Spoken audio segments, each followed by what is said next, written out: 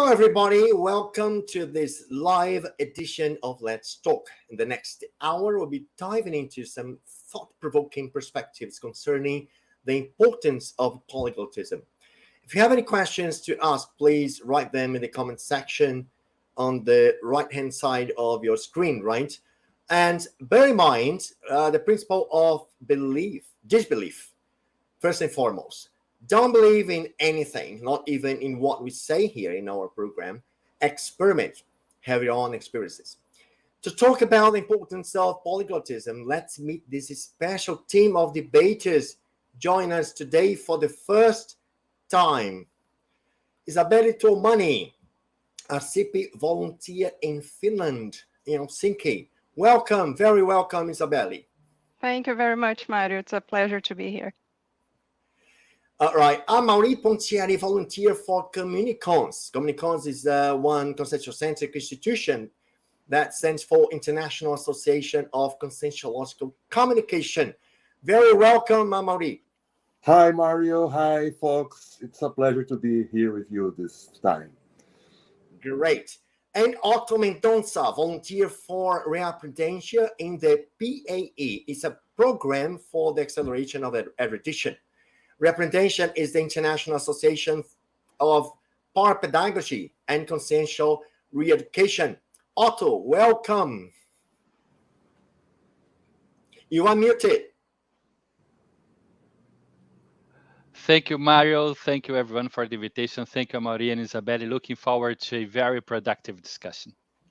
Very nice indeed. Well, let's start. And our debate is based on conscientiology, and it's always good to say exactly what it is. Conscientiology is a neuroscience that studies the consciousness as a whole, right? Consciousness is me, consciousness is you, every human being on earth. The studies of conscientiology as a whole are based on consciential paradigm, which is focused on 7 pillars: bioenergies, multidimensionality, pluri-existentiality, self-research, cosmoethics, universalism, and whole soma. Conscientiology has more than 20 conscientiocentric institutions, each of them specialized in a specific subject of research. Our institution here is ASSIPI, which stands for International Association for Interassistential Parapsychism. It's specialized in the study, research, development, and the practical use of parapsychism, an indispensable attribute for consciential evolution. And this activity is from ASSIPI in English project, which is part of the international area of ASSIPI, right? ASSIPI in English project is engaged in the internationalization of conscientiology and is focused on promoting the study of the parapsychism worldwide.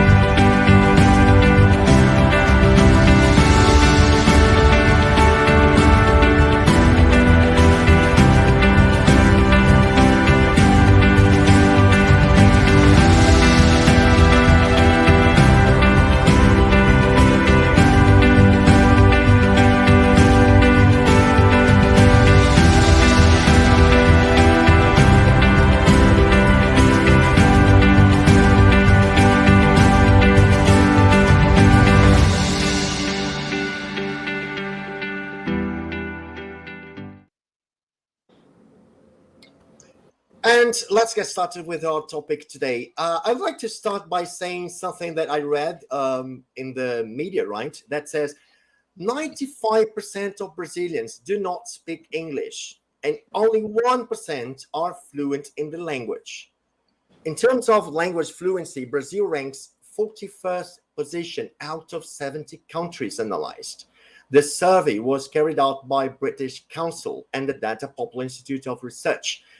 I'd like to talk about it because, we are living in a country that has approximately 3,000 language schools. What is it? Why Brazilians are not speaking languages? Well, let's call our debaters to start with this topic. It's intriguing, isn't it?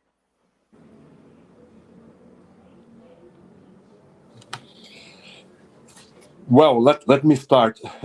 I think this is a reflex of many weaknesses, and the main maybe it's a educational weakness.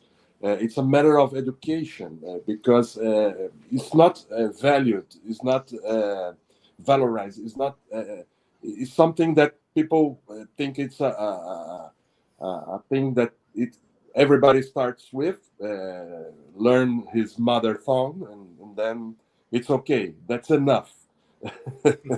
When we know that studying a second or a third language is a personal effort, you have to study a lot, another syntax, another everything is different, another vocabulary, another culture. It's a personal effort, and not it's not easy. You have to study irregular verbs, for instance, in another language, and that's not easy at first. Yes, some people have some facility with this, some fluency or ability on this, but it's not the most of the people. So we have this personal effort thing that is a more conscientiology or consciential issue, and you have this educational issue also. That's my view. That's right. I would like just to throw this topic back to you, Amaury, because Amaury is one of the directors of Bertone, which is one of the best schools in Brazil, right? So I think that maybe we can talk about how English is focused in education at Bertone, for example.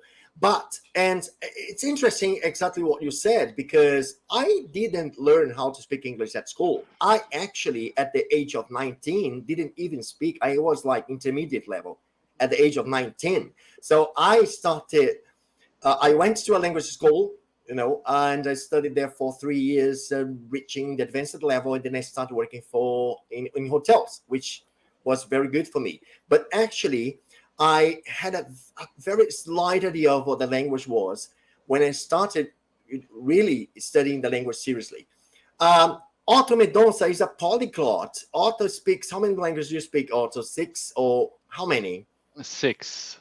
Six languages. Yeah, I knew that. All right. So how did you learn those languages? How important was school for you?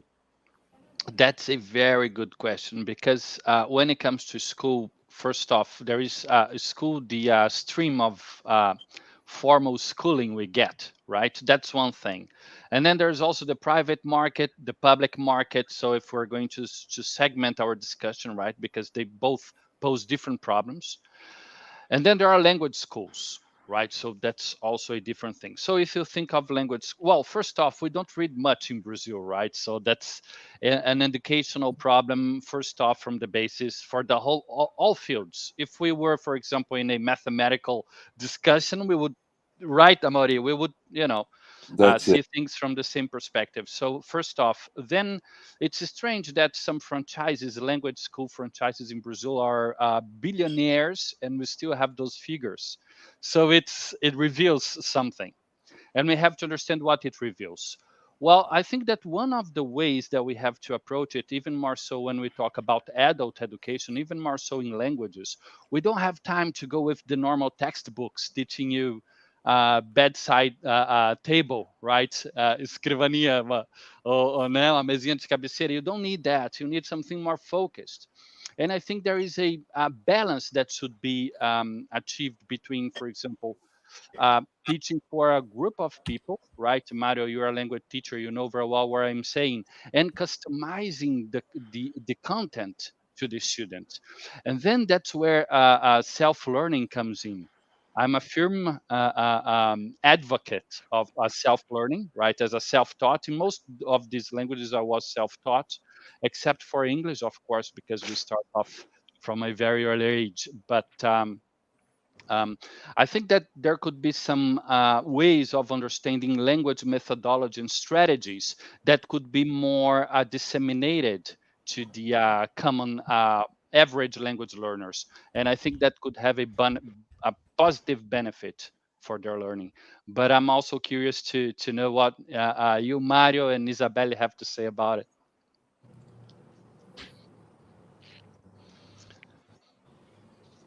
Yes, Yes. Isabelle. Well, come up with your experience in Finland. Sorry, I thought I was mute. I'm not here. Yes. Well, I started learning language when I was in my elementary school, actually in Brasilia. I'm from Brasilia. We studied French. It was French in my school. So in parallel, I was in a private English school also to learn English, right? So I learned 4 years of French, but that very basic things they teach in schools in Brazil. And then I was studying a private school. I graduated at 17 years old. So when I was already in high school and a university, I knew already some basic English.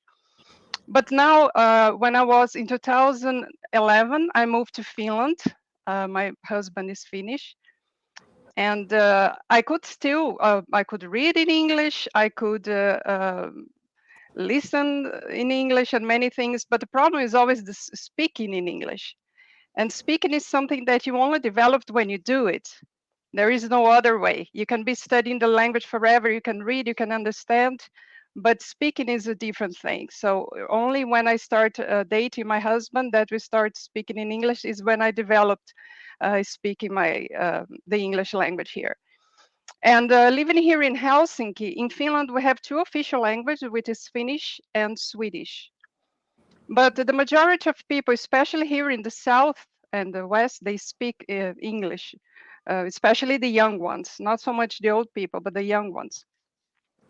And then when I moved here, before I came to Finland the first time, I decided, since I was living in Brazil, I decided to do a 10-day class of Finnish class, just to learn a little bit of the language and the culture before my first trip, which was tourism. Because I wanted to connect with the country, I want to connect with the language. I didn't know anything about Finland, so I thought that having some basic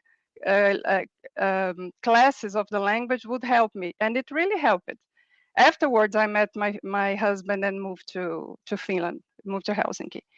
And but here it's very interesting because I'm not an expert in Finnish education, but from what I have seen with Brazilian friends living here and has kids that were born here, they start learning a second, a foreign language already very, very early. Like in the first grade nowadays, they start learning a foreign language. Usually it's English or the second native language. In the case, for example, of Swedish that hasn't learned the Finnish, so they will learn the Finnish.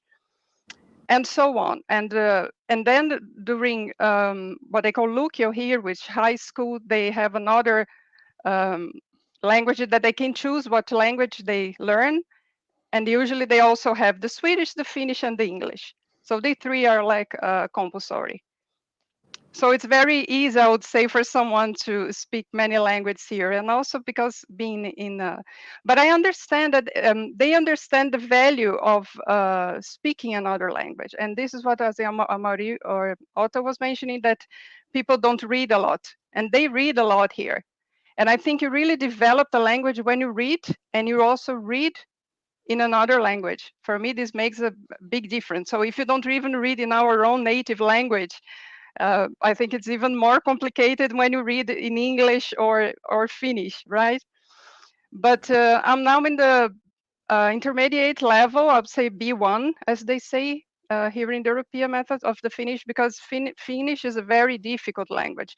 So I have been studying for 6 years. I have been taking private classes once a week, but I have been studying myself also. And I think that's the self-learning is very important. And nowadays we have many resources, unlike in the 70s when I started learning language. So I think people don't, as we're saying, Mario, they don't give value of how much important this is. Very well, Isabelle. I would like just to go back to Amaury, right? Because actually, times has changed, right? Times have changed. We are living now at the moment in a very technological um, moment, right? So everything is so techy, right? So people have to get used to reading English for even video gamers, right? Video games and things like that, you know. So do you think that because you are one of the directors of Bertoni, which is a school, right? So I would like to know more about that, your experience dealing with the young people, right, at school, and how they approach languages today. Do you think the time has changed? For example, today we might find more people interested in knowing English to understand the games or to get a job or to think about something or to get connected with online issues, questions, things like that, activities. Has it changed at the moment? What do you feel that? Yeah, I think exactly as you said, the technology is helping because not just for English, but any other language. If you want to learn a language today, with the internet and the applications that we can find today, you can learn any language and at your time and with native speakers of that language, and you choose the teacher, you choose the time, you choose the language, everything. So it's very easy today in terms of availability to choose and to study a language. It's very easy. And if you don't want to, if you want to do it by yourself, it's okay too, because you have applications that train and improve your language skills in that language, your pronunciation. It's very easy. Today we have a very favorable situation to learn another languages. But in education, one thing that Isabel speaks and that it's very important is to start early. The earliest you start to learn another language or another language, the skill of the communicability in another language, the easiest is to learn that language and Yes. other language, other idioms. So is in Bertoni is the way that we work there. We start early, and we try to do this in a natural way. They speak as they need. They speak as an offer, and then can play with that, and you can. They can also communicate with people in other countries. We have an interesting situation because we are in the triple frontier in Brazil, Argentina, and Paraguay. So, and we have unities, scholar unities in the educational unities in the Brazil, but also in Paraguay. So we put them to speak to each other. So we are really an international school. So that we are changing our name. It's a very first-hand information. We are now going to be known as BERT International Schools because we are effectively an international school. You are. Congratulations, because you've been running too fast. I mean, not too, very fast. Yes, well, Bertoni, it's how old is the school, Amaury? We are completing 16 years of Yeah, it's pretty new. the foundation. Yes, 16 years, but we are now in 8 different cities throughout Brazil and in Paraguay also. Very interesting. Yes, very interesting. Well, we have the first question coming up here from NEK, right? I have a question for Isabel. How did you meet your husband, and how was your adaptation to a so different culture from Brazilian one? Did you have problems because of the language or culture? Hi, Annie. I met my husband in Portugal, actually. It was a course of Conscientiology that time. And when I moved to Finland, I had already an idea. I always had an open-minded. I has always been open-minded for other cultures and other countries. And I have visited Finland before I moved to Helsinki. So in the beginning, it takes a while for us to adapt. I would say that is that process that first we love the country, then we start, I won't say hating the country, but knowing all the problems we have. And now I feel that I'm very adapted to it. And I like here. I like here living a lot. I like a lot the Finns, the way they think, the culture. And we learn about the culture while we're studying the language, and we have to learn the way they think. Sometimes if you don't understand the way they think, you don't even understand how to speak the language. And this made a difference. But yes, there is always that inner Brazilian trying to come out. But I try to, as they say in Finnish, maasan maan tavalla, which means, as in Rome, do like the Romans. So I think it's important. Uh, Many Brazilians move to another country and they just want to be with Brazilians and have their own bubble. And I think it's important to break this bubble. Otherwise, we don't do the report. We don't do the assistance. If we're just doing assistance with energies in place, like the people who does the Penta, I do Penta here already for 8 years. So I think it's important to have this connection and understand, otherwise you don't have this connection and the assistant will always be limited.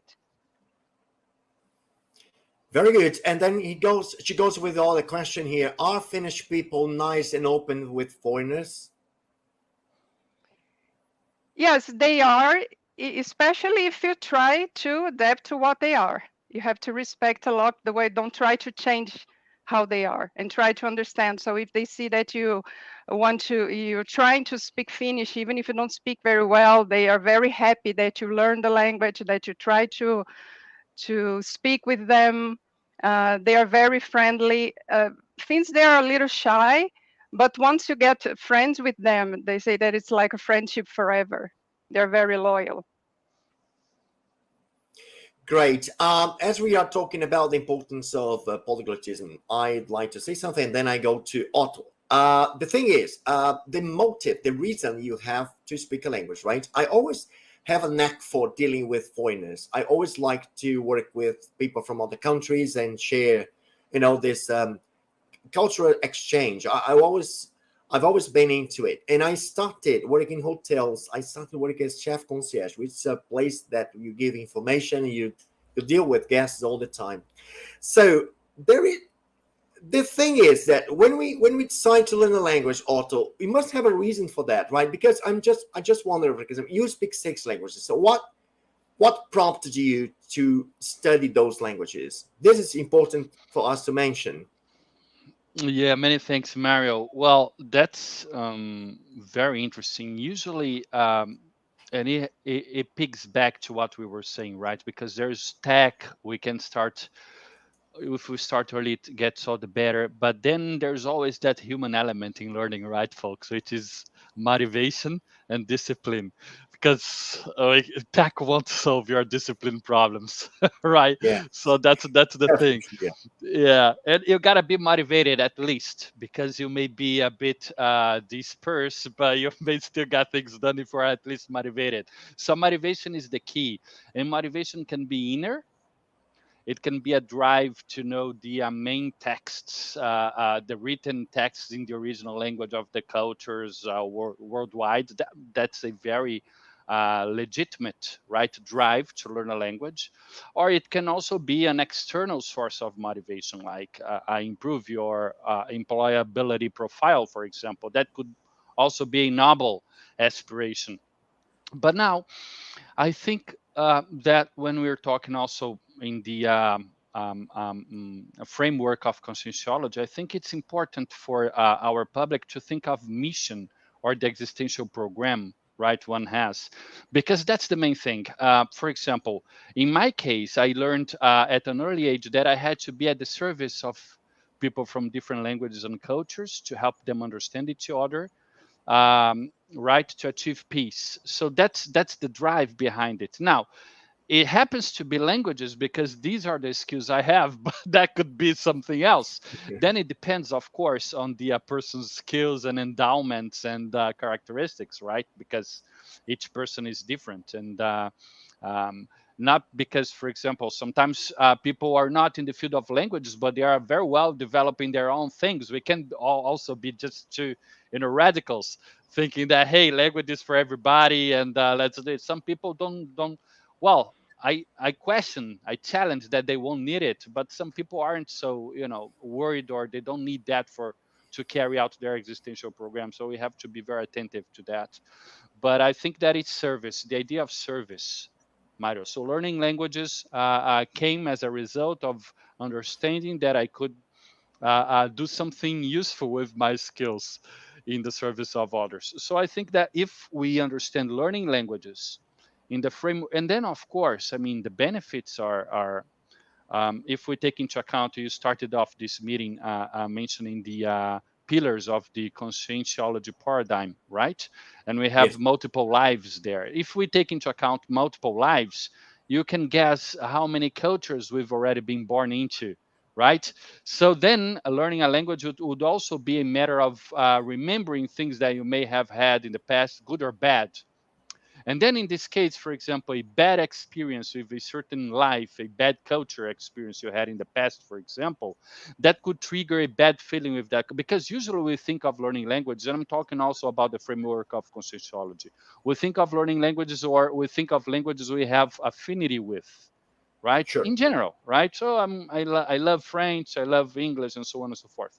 Now, I guess that when we've achieved that level, we can go one step higher and think of learning the languages of the cultures we are not so in good terms with. Because then it would be applying learning languages to something bigger, which is, well, I may have had some problems with a certain culture in the past. So now, why not? Since I'm here, I have this opportunity. So why not using that, learning the language of the culture of the life you had problems with? If you are mature and that's time is ripe for that, right? Because of course then timing, it also changes depending on the journey of each person. But these are my 2 cents regarding that specific thing, Mario. That's very, very nice to say. Okay, we have other questions coming up now. Mara, thank you for your participation, Mara. Mara asks us, what do you think polyglottism is a mental somatic attribute, or I think it just strolled up for me. Mental somatic attribute or a trafor. Trafor in English is a strong trait, right? A strong trait of character. So strong trait is the abbreviation of trafor in English, right? So of consciousness, who would you like to answer that question? Amaury, your mute is off. Okay. I think that the mental somatic skill that we are talking about is communicability. And then polyglottism is inside communicability. Let's say, for instance, one of the starting from where Otto finished, the word opportunity. For instance, we in travels, Brazilians, as you said, they are monoglottism in his most. When Brazil, you see Brazilians in the world, when they are traveling, for instance, they disembark in another country and look for the Brazilian communities, the Brazilian restaurants. They want to walk together. So this is not these people are not taking the advantage of the opportunity to what a travel is in terms of richness of knowing another culture, of knowing another to have an experience that enlarges your cosmovision, for instance. So the polyglotism is linked with the mental soma, but he is inside another kind of ability that is the communicability that has another issues, another skills that are involved. For instance, the cosmovision, the mental flexibility, that is I think is important too, because exactly like this. For instance, we here in the when we are in the Foz do Iguaçu at the Triple Frontier, we see Brazilians going, for instance, to Paraguay or to Argentina, and they arrive there, and it starts to speak Portuguese with the people that the local people make an effort to speak Portuguese, but it would be otherwise. It has to be the otherwise. I am in another country. I have to do like Isabella told us. You have to make the effort. How many people study a little bit a language to go to another country, and how many Brazilians do that? It's a very few. So we have to think that this is in conscientiology we consider that this is heavy. Look at this. Monoglottism is a disease from the conscience. So Yeah. it's a disease in terms of communicability, because you are stuck in your own culture, stuck in your own language. That's bad for the consciential development, you know. And it goes way far from the idea of universalism that we have, right, Amoni? Yeah, that's it. Very interesting. Well, first, I have another question coming up, but I'd like to ask Isabelle something that has to do with the question I'm going to ask, which is, Isabelle, you said that, you said that you live in Finland, you are married to a Finnish gentleman, but at home, English or Finnish? Both. And sometimes this is what we call, I don't know if this is the right word in English, Babelism. We mix all the language together, Finnish with English, but mostly English, actually. He speaks actually in Finnish to me, and I answer in English. And sometimes we don't understand each other, but we got used to it. So. And no telepathy in the mix. No Not telepathy. yet. Unfortunately not, Otto. Unfortunately not. Any Portuguese? He tries to, but he doesn't has enough effort for it. He knows some words, you know, when I speak, but he doesn't actually communicate in Portuguese. You know, I think one has really to study it to start speaking. You know. I see. All right. So yes, why I'm asking is because Adino Prayer, thank you, Adino, for your participation. Is throwing a question, which is, let me see. Hi, excellent topic. Do you have any favorite language, excluding your native language, and why? Well, mine is English. Definitely. It's the one I speak most. Well, one can tell, right? Yeah, sure.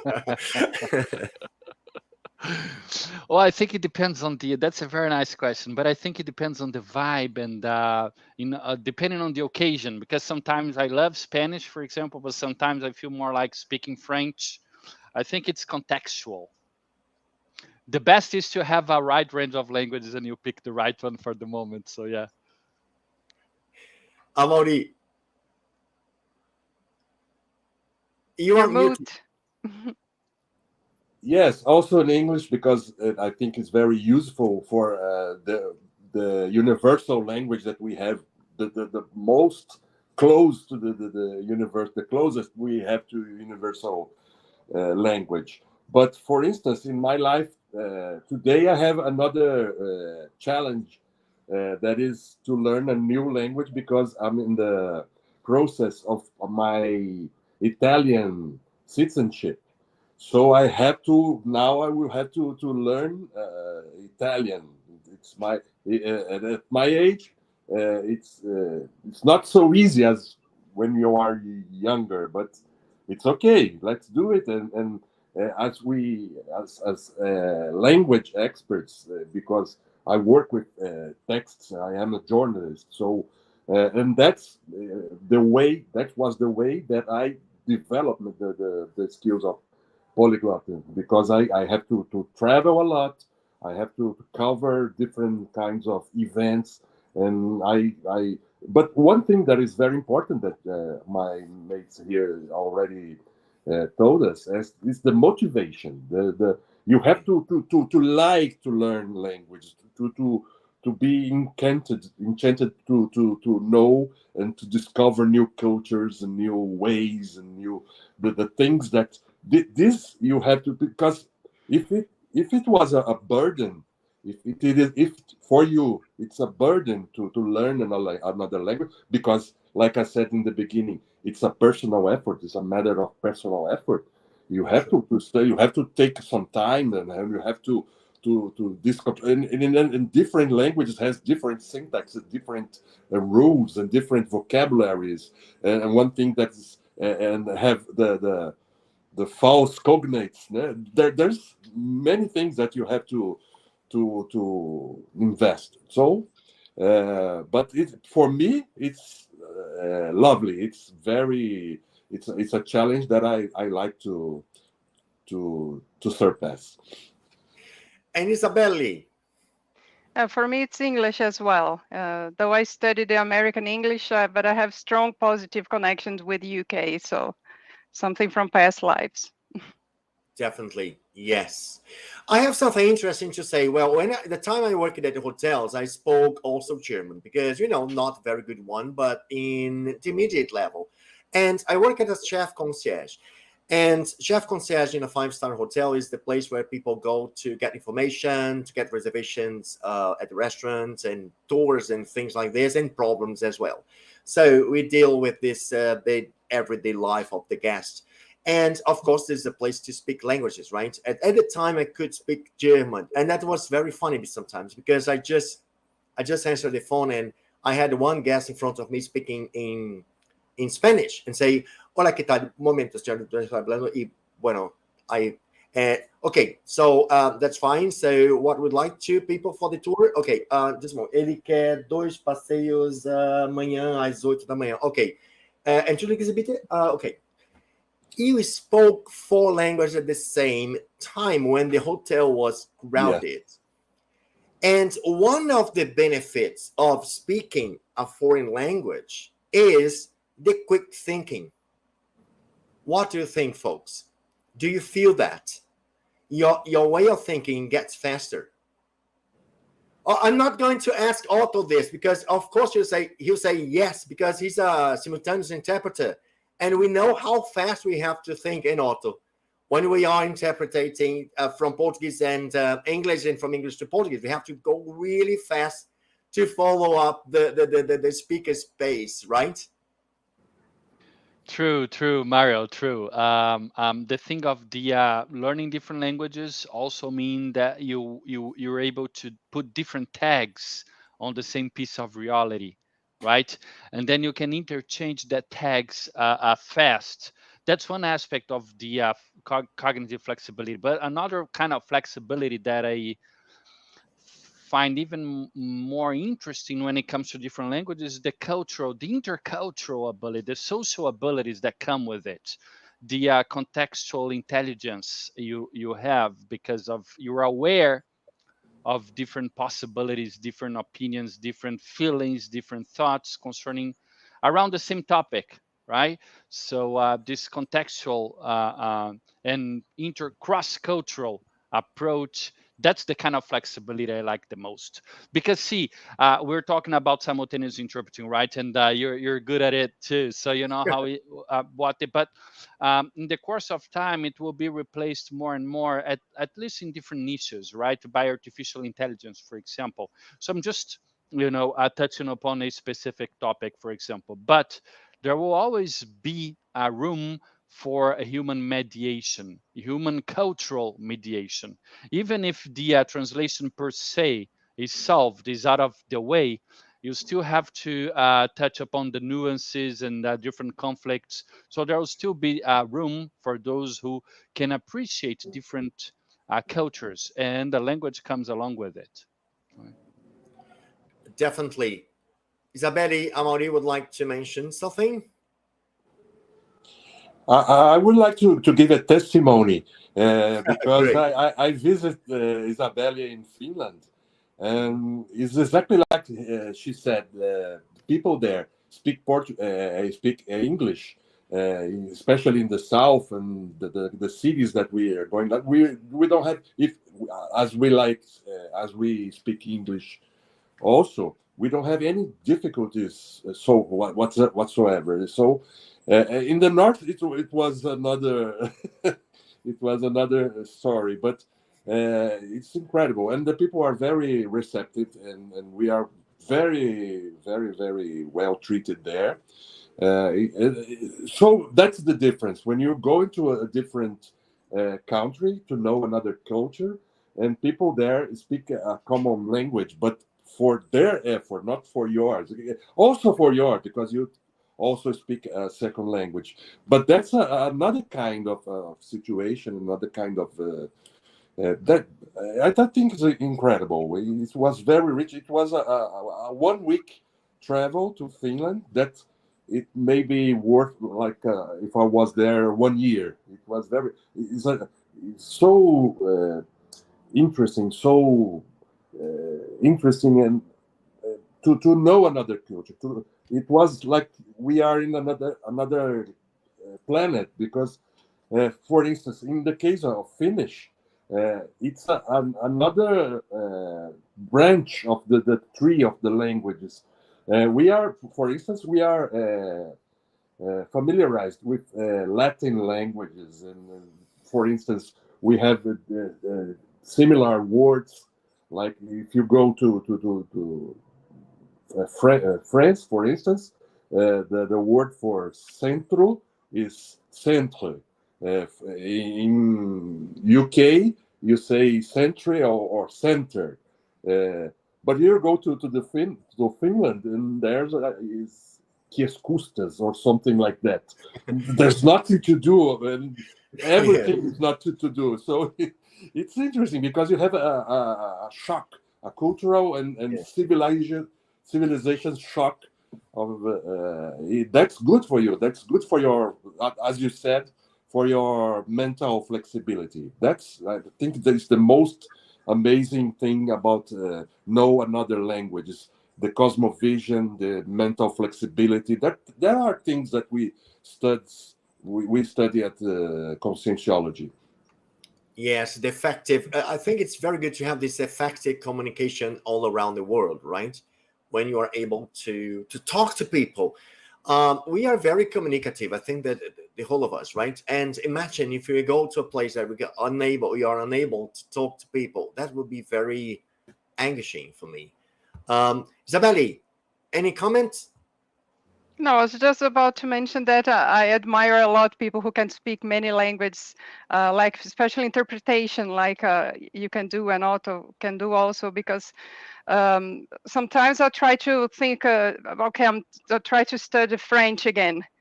And whenever I try to speak anything in French, the Finnish words come to me. So I mix all the language. So it's not so easy, you know. I'm just saying that I think it's an ability that some people have and I don't have it. So I think one language at a time, you know. We could ask this for Otto. Sometimes there are short circuits in your case. What do you say? That's the baby. I share this idea with you. This actually, in my case, frustration, right? I would like to speak French, but maybe I will still learn this language. It's so beautiful. We have one more question coming from Adina Oprea, right? She says, do you think this preference for a certain language is connected to the past lives? Have you had any parapsychic experiences that confirm this preference? That was very good, because I was just planning that our conversation takes the parapsychic path, and this is one good opportunity for us to start talking about this, right? In my case, Adina, definitely yes, because I actually studied in American language school. My teacher used to say, get in the car and the girls and little a bit, and all the things like that. And 1 year studying at the British school, and it's changed completely my accent. So I definitely feel myself connected to some experience in the past life. Definitely yes. Okay, let me talk my debaters what they think about that. Let's go. Positively. Yeah, I think, and one of the very interesting experience that I have with this is in the first time that I go to France to make the coverage of the Cannes Festival of movies. I I disembarked in France, and then I start to. It's a very beautiful country, of course, but I have I have a tendency to see the weakness traits of the things. Oh, people are so cold here, or they smoke a lot, things like that. All time that I was there. Mm. Then in the following week, I was in the UK. I was there's another event that I go there to make the copy, and there it was the opposite. I think everything was beautiful, everything is so charming, and then I started to think about, well, that's not too different. It's not just because I passed the canal that it is so different. In fact, it's very similar, but my predisposition was different. So I started to realize that it was my connection, my energetic and past life connection, maybe, that it was very, and things, the things that I was doing was so very energetic. Let's say favored in that place. So I clearly realized that we have connection with places. That was a very interesting lesson for me, and that begins analyzing my own reaction, my own inner reactions to what I was seeing at the time. Very well. Otto, any comments about it? No, yeah, sure, sure. Maybe you can try and find connection, not only just to help expand this research and doing exactly what I'm already mentioned. I mean, you go to the place, you visit the place of the language you're thinking of, because then by being in that Holothursine, you can feel the repercussion in your own hollow chakra. You know what I mean? So by doing that, you can have those confirmations by yourself. But couple that with some research into a past life. For example, past life. I had this experience with Italian, for example, was researching the Renaissance period. And by being there, I was sure that I was back then in that period somewhere. I can't pinpoint the personality, but it's not a big issue by now. But just by knowing that you were in that culture, you know that language comes along. So try to think of language along with the culture when you carry out your research. Very nice. And Isabelle, well, that would be a very interesting question for you because you are in Finland. So what took you to that? And not what took you to that, because of course you met your husband, but I mean, how liaised you feel with the local culture and the country?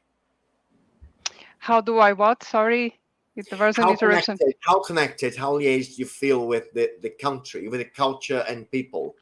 Do you feel yourself connected, or I'm very connected nowadays, and Finns are very connected to nature and the forests, and this is something that nowadays I love to do, and I think it's very important, and I understand why they do it, and the simple life and the minimalism that is the life in Finland in many ways, and I give a lot of value to this. So it's interesting because I'm not Finn, of course. I don't even look like a Finn.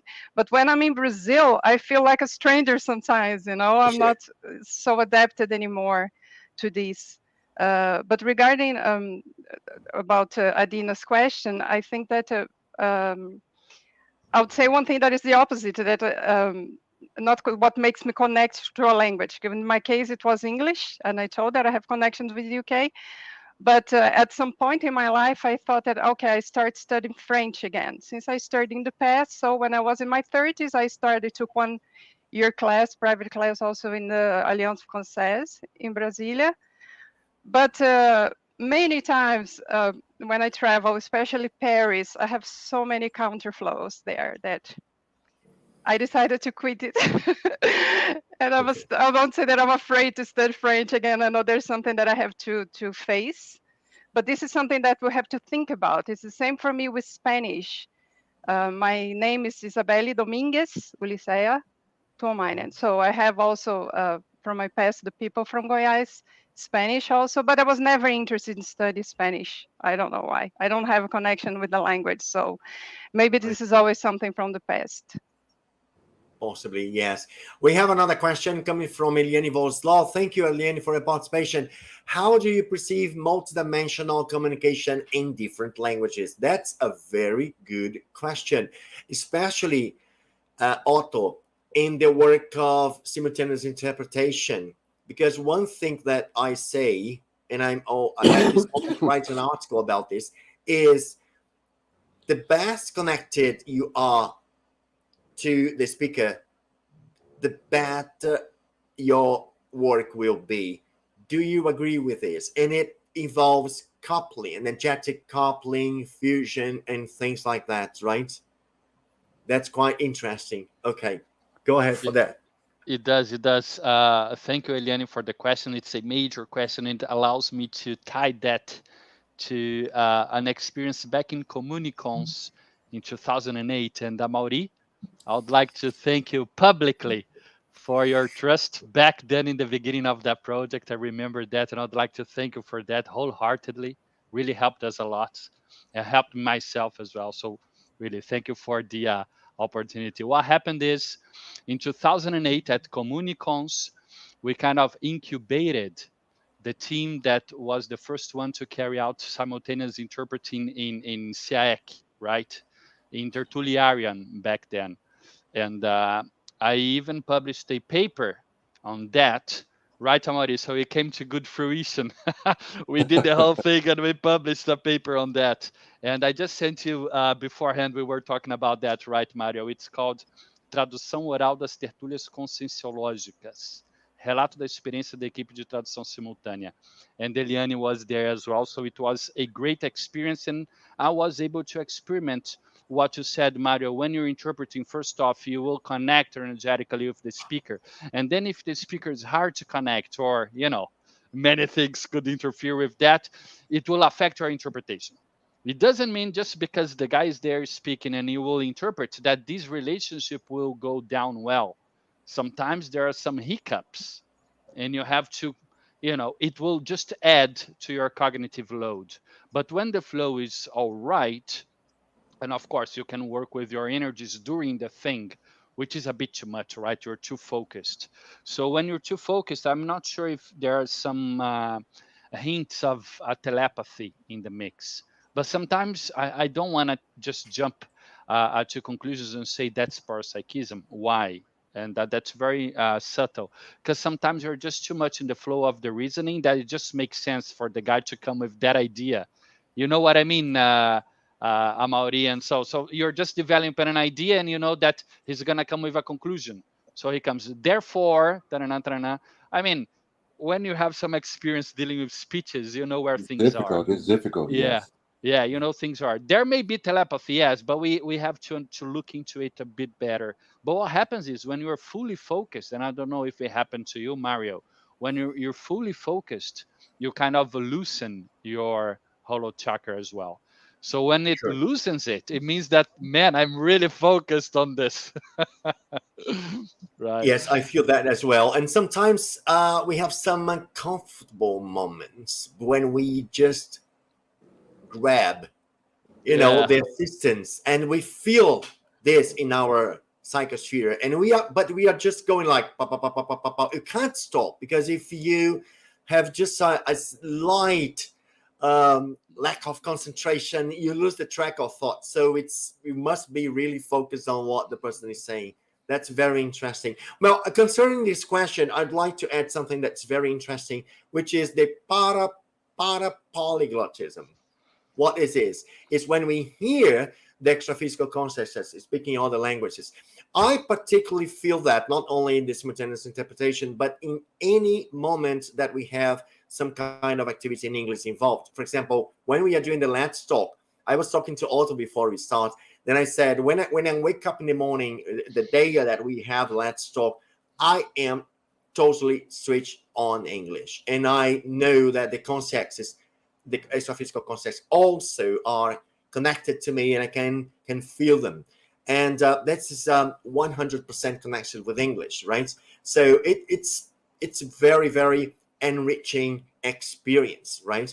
Apart from speaking a language, we learn lots of things with culturally speaking, our sense of universalism get broader and things like that. It's I have just good things to say about being a polyglot, which is very, very, very, very important for our personal growth, right? But I'd like to hear, before going to the final words of our conversation today, I would like to hear Amaury and Isabelle answering this question from Eliane, if you have something. One thing that is very important in this question that Eliane brought us is, for instance, travel is my major experience with this, because you go to another country, you go to another culture, and then the inner reaction that you have with this, it will facilitate or will block your multidimensional communication and interaction. So in one of my travels, I don't remind exactly which one was. I perceived that I was afraid of being there. I was, very concerned and very worried about what we're going to do or what will happen to me there. It was a very hostile place for me in that occasion. And then I decided not to act like this. I say, what's the worst thing, the worst case scenario in this situation?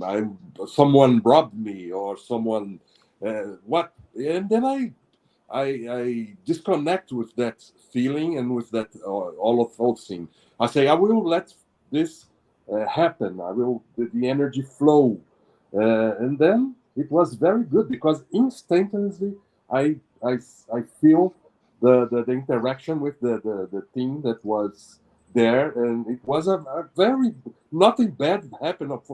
On the contrary, it was a very pleasant and rich travel. So I learned that. I learned there in this situation that you have to. It's like parapsychism. You have to let it flow. You have to let things happen. You have to dive in the experience without fear. Without you are very well accompanied most of the time. So it depends on your will, your intentions, but if you are with bad or good intentions, that is the most thing that you have to perceive and to realize. Good, Amaury. Isabelle, any comment? Not much, because I don't have a lot of experience, as I remember, of or some stronger parapsychism about it. But what Amaury said now, I think it's very important not to have any counters or thing. To be very positive about the place you are, the country you are, the people you're dealing with, and having an open-minded. This will help make it easier for the rapport with the local helpers and the people.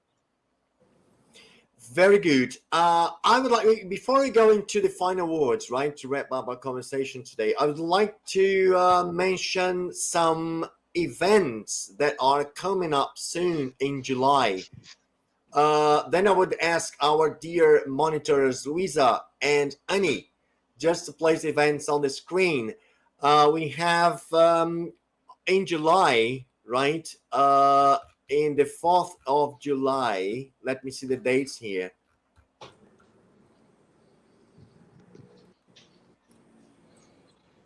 Okay. Luisa, could you place the event on the screen, please? The first forum of ectoplasmology and parasurgery from July 14th to 16th. It's an online on-site event with simultaneous translation to English. They will present 15 articles, 1 talk show, 4 conferences, and 1 dynamic with 3 app centers. So we were going to place the link for registration in the comment section.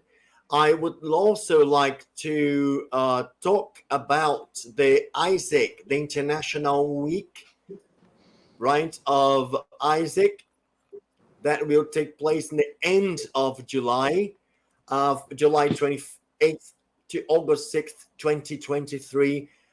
That's a big event with lots of activities, and ASSIPI will be there carrying out a workshop, which is the personalities of the parapsychism workshop. I myself will be there carrying out this workshop with Leonard Schneider, and will be working with you. The workshop is very, very challenging, very interesting. We're going to talk about and go through the biographies of these personalities of a parapsychism, Valdo Vieira included, of course. So we are waiting for you in these events, these international events. Very nice indeed for those who are watching us and it speaks English, right, or any other foreign language. You have the chance to get connected with the Conscientiology in those events. People, thank you very much for your participation. Today I have 3 debut participations, right, with 2 new first timers. So I'd like us to have the final words to wrap up our meeting. Well, I would like to thank you, Mario, and Otto, and Isabelle also. And congrats on the initiative of the Let's Talk About program. I think it's very important. And the choosing of the themes also, it is very, very happy and very important on the consciential development. Thank you for the opportunity. All right. So, Mario, many thanks for the invitation. Thank you for your team as well, behind the scenes, right? ASSIPI and so on. Thank you, Mario and Isabelle, for being here, for being speakers here as well. And well, I mean, polyglotism is also a matter of mindset, right? So we hope that we can help you grow and cultivate that mindset a little bit more. Mario, back to you. All right, Isabelle, your wrap-up words. I'd just like to thank everyone that made this conversation possible here, our friends, colleagues, the ones behind the scenes there, and Kitos Palion. Thank you very much. That's that. Well, I just have good things to say about polyglotism, and I really encourage, not only because I am a language teacher, but also because we see the importance of polyglotism, right? Especially if we are in Conscientiology and we are planning to take Conscientiology all over the world. So we need to be polyglot. And being a polyglot is also valuing one of the pillars, which is universalism, right? The cultural exchange, and for our personal growth, for our knowledge, self-knowledge as well, is very, very important. And Valdo Vieira, Professor Valdo Vieira used to say, polyglotism is the only way to conscientize, which is a very advanced language based on telepathy and bioenergy spoken in high advanced extraphysical communities. So we can reach conscientize through polyglotism. That's the only way. So it's never late for you to start learning a language and speaking with more people, right? This is what it matters. Our communication expands our communication. People, our next Let's Talk will take place actually in August 6th. It's not in the last Sunday of the month. It's specifically in July because of the International Week. So we'll be working International Week, and lots of people will be connected to it. So we don't have to spread our attention. So we'll be focused on the International Week. And the next Let's Talk, we'll be talking about conscientiological destinations. Romania will be missing people from Portugal. Australia, we're trying to speak with the guys in Australia also, because they have been doing a great work in Australia. I would like to know more about this. Then I'll invite them to talk about Australia. But we start with Romania in the internationalization of Conscientiology. Thank you very much for your participation, and have a nice weekend. Bye-bye. Bye-bye. Thank you, everyone. See you soon.